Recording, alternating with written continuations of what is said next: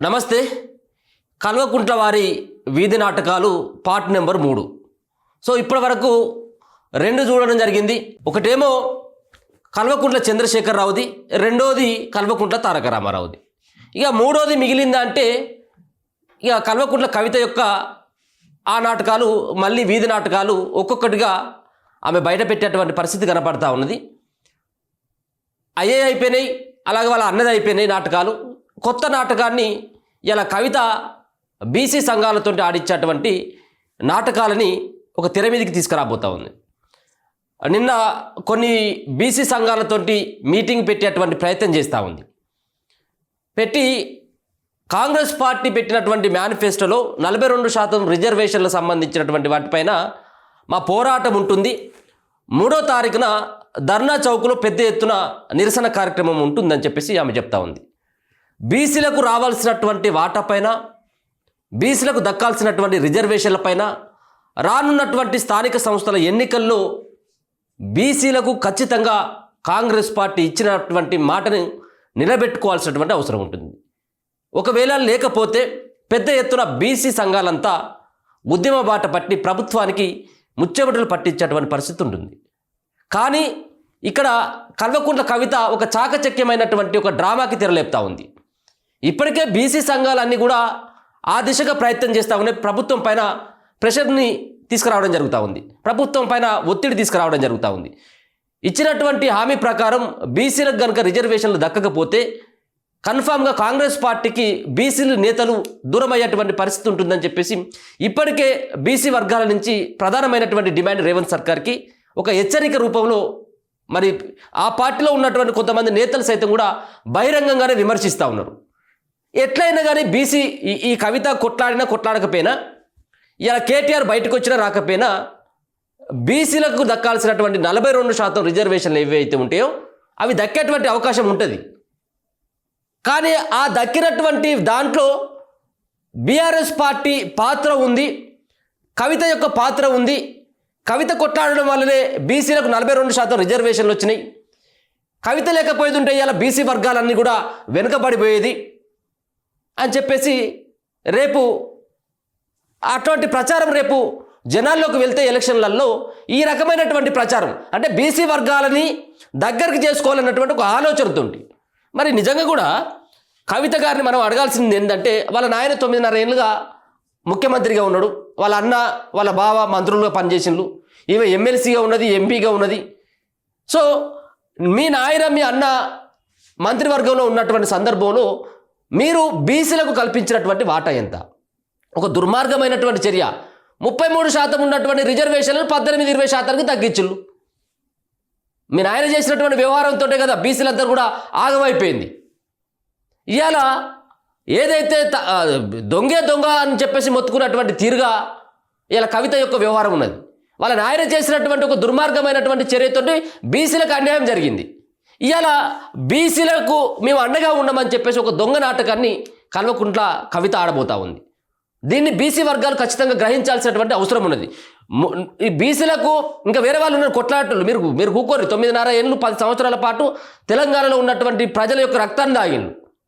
తెలంగాణ ప్రజల సొమ్ము, తెలంగాణ ప్రజల సంపదని మొత్తం కల్వకుంట్ల ఫ్యామిలీ అంతా దోచుకుంది. ఇదంతా కూడా ప్రజలందరూ గమనించే మిమ్మల్ని ఫామ్ హౌస్కు పరిమితం చేసిండ్రు. ఇవాళ బీఆర్ఎస్ పార్టీని భూస్థాపితం చేసిండ్రు. ఇవాళ మళ్ళీ కొత్త నాటకం ఎత్తుకొని ఇవాళ ఏదో మేము బీసీల పక్షాన ఉన్నాం, బీసీల పార్టీ. ఒకవేళ దమ్ముంటే కవిత మీ నాయనను పక్కకు పెట్టి, లేకపోతే మీ అన్నను పక్కకు పెట్టి బీఆర్ఎస్ పార్టీలో వర్కింగ్ ప్రెసిడెంట్కి ఒక బీసీకి అవకాశం ఏంటి? బీసీ సంఘాలకు సంబంధించి చాలామంది ఉన్నారు కదా. అక్కడ మధుసూదనాచారి ఉన్నాడు, శ్రీనివాస్ గౌడ్ ఉన్నాడు, బండా ప్రకాష్ ముదిరాజు ఉన్నాడు.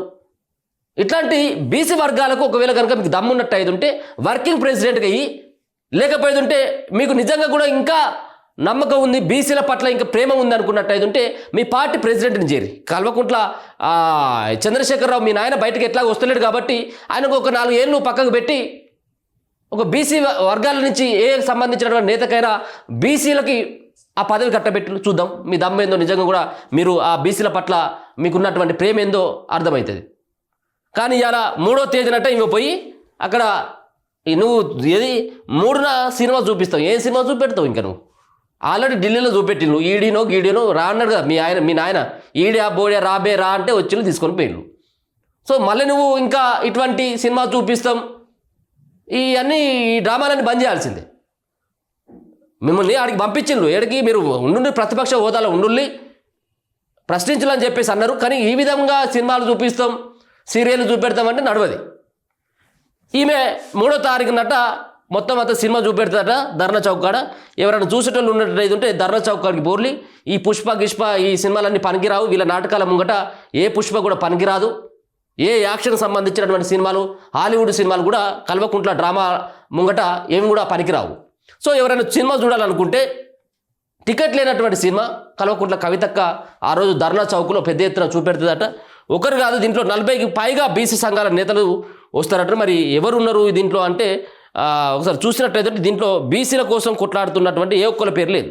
ఈమె పక్క మీద 40 మంది 40 సంఘాలు అని చెప్పేసి అంటా ఉన్నది కదా. ఈ 40 సంఘాలలో పేరున్నటువంటి సంఘం ఏదైతే లేదు, జాజుల చీరన్న కావచ్చు, మల్లన్న కావచ్చు, కొంతమంది బీసీల కోసం పోరాడుతున్నటువంటి చాలామంది, చెరుకు సుధాకర్ అన్న కావచ్చు, చిరంజీవి అన్న కావచ్చు, ఇట్లా చాలామంది బీసీల కోసం మాట్లాడుతూ ఉన్నటువంటి వాళ్ళు ఉన్నారు. వాళ్ళ పేరు ఎక్కడ కూడా లేదు. ఈమె పక్క పెట్టున్న వాళ్ళందరూ కూడా మళ్ళీ ఆమెకు సంబంధించినటువంటి వాళ్ళే, బీఆర్ఎస్ పార్టీకి సంబంధించినటువంటి వాళ్ళే. వాళ్ళతో ఆమె అక్కడ ధర్నా చౌక్లో ధర్నా పెట్టి ఇలా సినిమా చూపెడతా అని చెప్పేసి చెప్తా ఉన్నది. ఇది ట్రైలర్ మాత్రమే, ఇది ఒక ట్రైలర్ అట, ట్రైలర్ మాత్రమేనట, ట్రైలరే చూపెట్టిందట, అసలు సినిమా ముంగట ఉన్నదట. స్థానిక సంస్థల్లో 42% బీసీ రిజర్వేషన్లు ప్రకటించాలి, ఇందిరా పార్క్ వద్ద భారీ సభను జయప్రదం చేయాలి, ఎమ్మెల్సీ కల్వకుంట్ల కవిత డిమాండు. 40కి పైగా బీసీ కుల సంఘాల నేతలతో భేటీ అయిందట. ఇది ట్రైలర్ మాత్రమే, జనవరి 3న సినిమా చూపిస్తామని ఎమ్మెల్సీ కల్వకుంట్ల కవిత హెచ్చరించారు. కాంగ్రెస్ పార్టీ బీసీలకు ఇచ్చిన హామీలకు అమలు కోసం జనవరి 3న ఇందిరా పార్క్ వద్ద భారీ సభను నిర్వహిస్తున్నామని, సభకు పెద్ద ఎత్తున ప్రజలు సహకరించాలని పిలుపునిచ్చారు. హైదరాబాద్ బంజారా హిల్స్లో వాళ్ళ ఇంట్లో ఆమె మాట్లాడుకుంటూ ఇచ్చినటువంటి బీసీలకు ఇచ్చినటువంటి హామీలను కాంగ్రెస్ పార్టీ నెరవేర్చాలి, దానికోసం నేను రోడ్డు ఎక్కుతా ఉన్నాను, కేవలం మీరు ట్రైలరే చూసిండి అసలైనటువంటి సినిమా చూపెడతానని చెప్పేసి నువ్వు సినిమా చూపెడతా అని చెప్పేసి ఢిల్లీకి పోయినావు.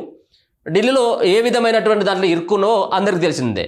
ఏదైతే ఆ రోజు బీసీ రిజర్వేషన్ల కోసమని ఏది మహిళలకు దక్కాల్సినటువంటి రిజర్వేషన్ల పైన నేను పోరాటం చేస్తూ ఉన్నాం. దీని పక్షాన మాది ఏది ఇన్ని రోజులేమో తెలంగాణ జాగృతి ఉండే, భారత జాగృతిగా ఆమె పేరు మార్చుకున్నది.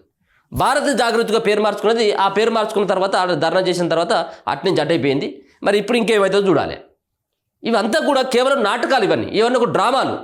అంటే ఒక్కొక్కరు ఒక రకమైనటువంటి ఆ శాఖను ఎత్తుకున్నారు అన్నట్టు. కల్వకుంట్ల తారక రామారావు ఒక సంబంధించినటువంటి డ్రామా, మరో పక్కన హరీష్ రావు ఒక డ్రామా, కేసీఆర్ ఒక డ్రామా, కవితమ్మకు మరొక శాఖ అప్పచెప్పిళ్ళు. మహిళలకు సంబంధించినటువంటి శాఖను ఈమెకు అప్పగించి ఇక పెద్ద ఎత్తున ఈమె ఆ దిశగా ప్రయత్నాలు చేస్తూ ఉంది. గిరిమాలంతా ఆమె చూపెడుతుందట. మరి ఏ సినిమానో చూడాలి. అది ఆమె గతంలో మాట్లాడినటువంటి వీడియో కూడా ఒకసారి చూసుకోవచ్చు. ఏ విధంగా పనిచేసిందో మీ అందరు కూడా అవగాహన ఉన్నది. ఎప్పుడైనా కూడా పొలిటికల్ యాక్టివిజంలో ముందున్నటువంటి సంస్థ తెలంగాణ జాగృతి. ఇవాళ తెలంగాణ జాగృతి భారతదేశ వ్యాప్తంగా కూడా పనిచేయాలనేటటువంటి ఆలోచనతోని భారత జాగృతిగా రూపొందిన విషయం కూడా మీ అందరికీ తెలుసు. మరి ఇప్పుడు మొట్టమొదటి కార్యక్రమం భారత్ జాగృతి తరఫున ఢిల్లీలో జంతర్ మంతర్ దగ్గర ఈ నెల 10వ తారీఖు నాడు ఒకరోజు నిరాహార దీక్షను కూడా భారత్ జాగృతి సభ్యులందరం కూడా చేపట్టబోతా ఉన్నాం. మహిళల యొక్క రిజర్వేషను, రాజకీయ రంగంలో మహిళలు ముందడుగు వేయాలంటే మన భారతదేశం లాంటి దేశంలో తప్పకుండా రిజర్వేషన్ ఉంటేనే సాధ్యమవుతుందని చెప్పి నువ్వు మాట్లాడితే కవితక్క నిజంగా కూడా అసలు వీళ్ళకు వాళ్ళ నాయన నేర్పిండా మరి ఎవరు నేర్పిండో తెలియదు. కానీ ఈ డ్రామాలన్నీ నిజంగా వీళ్ళు పండిస్తారు. ఆ దిశగా వీళ్ళకి ఇచ్చినటువంటి పాత్రకి వీళ్ళు న్యాయం చేసేటువంటి ప్రయత్నం చేస్తూ ఉంటారు. సో కవితక్క ఏమని చెప్తా ఉన్నది, మొత్తానికైతే మాత్రం ఏది గతంలో మాట్లాడింది, ఏమని మాట్లాడింది, ఢిల్లీలో ఆమె ఎందుకు ధర్నా చేసింది, అప్పుడు మహిళలకు సంబంధించినటువంటి రిజర్వేషన్లకు పార్లమెంటులో దక్కాల్సినటువంటి రిజర్వేషన్ల కోసం కాదు. 10వ తారీఖు 11వ తారీఖు అప్పుడు ఈడీ ఎంక్వైరీ ఉన్నది. ఏది ఆ ఢిల్లీ మద్యంకు సంబంధించినటువంటి కేసులో దాని నుంచి తప్పించుకునేందుకు ఒక డ్రామా ఆడింది. దాని గురించి తప్పించుకునేందుకు ఢిల్లీకి పోయి ఆమె ఏదో ప్రయత్నం చేసింది. మహిళల పైన భారత జాగృతి అని చెప్పేసి ఒక పేరు పెట్టుకొని ఇక్కడి నుంచి కొంతమందిని తీసుకొని పోయి అక్కడ ఏదో పోరాటం చేసేటువంటి ప్రయత్నం చేసింది, కేవలం కేసు నుంచి తప్పించుకునేందుకు. నేను అడుగుతా ఉన్నాను, మొదటి దఫాలో వీళ్ళ నాయన ముఖ్యమంత్రిగా ఉన్నప్పుడు ఒక మంత్రి కూడా లేరు మహిళలు. అప్పుడు అడగదు కవితమ్మ నువ్వు ఎక్కడ పోయినావు? సరే ఇప్పటికైనా సైతం కూడా ఇప్పుడు బీఆర్ఎస్ పార్టీని శాసించేటోళ్ళు ఎవరు? బీఆర్ఎస్ పార్టీ శాసించేటోళ్ళు హరీష్ రావు అలాగే ఇక్కడ ఉన్నటువంటి చంద్రశేఖర్ రావు, కేటీ రామారావు, కవితారావు, సంతోష్ రావు, వినోద్ రావు, ఇట్లా పోతూ ఉంటే మీ పార్టీలో ఎంతమందికి మీరు బీసీలకు అవకాశం ఇచ్చిళ్ళు ఒకసారి మీరు చూసుకోండి. బీసీలకు ఎంతమందికి అవకాశం ఇచ్చిళ్ళు? మీ మంత్రివర్గంలో ఒకసారి గతంలో చూసుకున్నట్టయితే ఏ వర్గాలకు మీరు ప్రయారిటీ ఇచ్చింది అనేది, మీరు ఎస్సీలకు ఎవరైనా ప్రయారిటీ ఇచ్చిల్లా? కనీసం విలువ ఇచ్చిన ఎవరికైనా మంత్రులకు? కనీసం బీసీలకు ఎవరికైనా ఇచ్చిల్లా? చాలామందిని అవమానించారు కదా, చాలామందిని అవమానించింది. సో అప్పుడేమో సోయలేదు, కానీ ఇలా బీసీలకు మేము ఇది చేస్తాం, అది చేస్తాం, మేము సినిమాలు చూపెడతాం, మేము సీరియల్ నడిపిస్తామని చెప్పేసి ఈ పెద్ద ఈ యొక్క డ్రామాను మూట కట్టుకొని కల్వకుంట్ల ఫ్యామిలీ మళ్ళీ తెలంగాణలో తిరిగేందుకు వస్తూ ఉంది. తస్మాత్ జాగ్రత్త ప్రజలారా, ఖచ్చితంగా వీళ్ళను ఇంకా భూస్థాపితం చేయాల్సినటువంటి అవసరం ఉంటుంది. బీసీల రిజర్వేషన్లకు సంబంధించిన విషయంలో బీఆర్ఎస్ పార్టీకి కానీ, ముఖ్యంగా కల్వకుంట్ల కవితకు కానీ, కల్వకుంట్ల ఫ్యామిలీకి కానీ మాట్లాడేటువంటి కనీస నైతిక అర్హత వాళ్ళకు లేదనే మనకు అర్థమవుతుంది. ఎందుకంటే మనము ఒకరిని విమర్శించేటప్పుడు మనకు వెనకాల ఏమున్నదని ఒకసారి ఆలోచించండి, మనం ఏం చేసినామని చెప్పేసి ఆలోచించండి.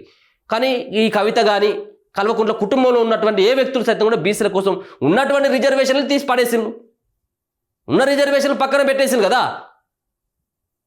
సో ఇది ఈ కల్వకుంట్ల కవిత 3వ తేదీన ధర్నా చౌక్ దగ్గర పెద్ద ఎత్తున ఆమె పెద్ద సినిమా ప్రదర్శించబోతా ఉంది. దయచేసి ఈ డ్రామాను ప్రజలు ఎవరు నమ్మొద్దు అని చెప్పేసి విజ్ఞప్తి చేస్తా ఉన్నాం. చూస్తూనే ఉండండి మన తెలుగు వెలుగు.